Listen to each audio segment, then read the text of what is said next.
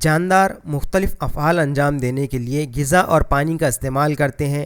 توانائی حاصل کرنا، جسم کی نشو و نما کرنا، جسم کے روزمرہ افعال کا انجام پانا، امراض کی مدافعت کرنا، ان تمام افعال کے لیے غذا اور پانی کا ہونا ضروری ہے۔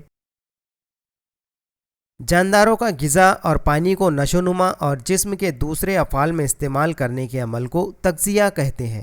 اس عمل کے لیے مفید غذائی اجزاء کو تغذائی مادے کہتے ہیں۔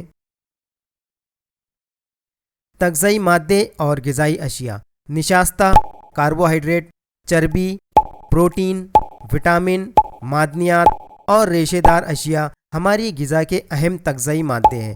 ہم جو غذا کھاتے ہیں ان غذائی اشیاء میں بھی یہ تغذائی مادے مختلف تناسب میں پائے جاتے ہیں۔ آئیے ان میں سے چند کے متعلق مزید معلومات حاصل کریں۔ توانائی دینے والا تغذائی جز: نشاستہ یا کاربوہائیڈریٹ۔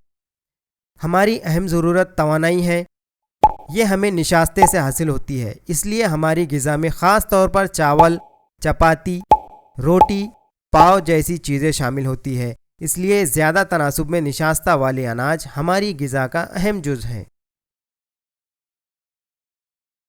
چربی دار اشیاء: تیل، گھی، مکھن جیسی چربی دار اشیاء سے بھی ہمیں تھوڑی بہت توانائی حاصل ہوتی ہے۔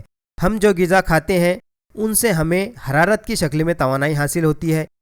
حرارت کی پیمائش کے لیے کلو کیلوری کا استعمال کرتے ہیں، اس لیے غذائی اشیاء سے حاصل ہونے والی توانائی کے لیے بھی کلو کیلوری اکائی کا ہی استعمال کرتے ہیں۔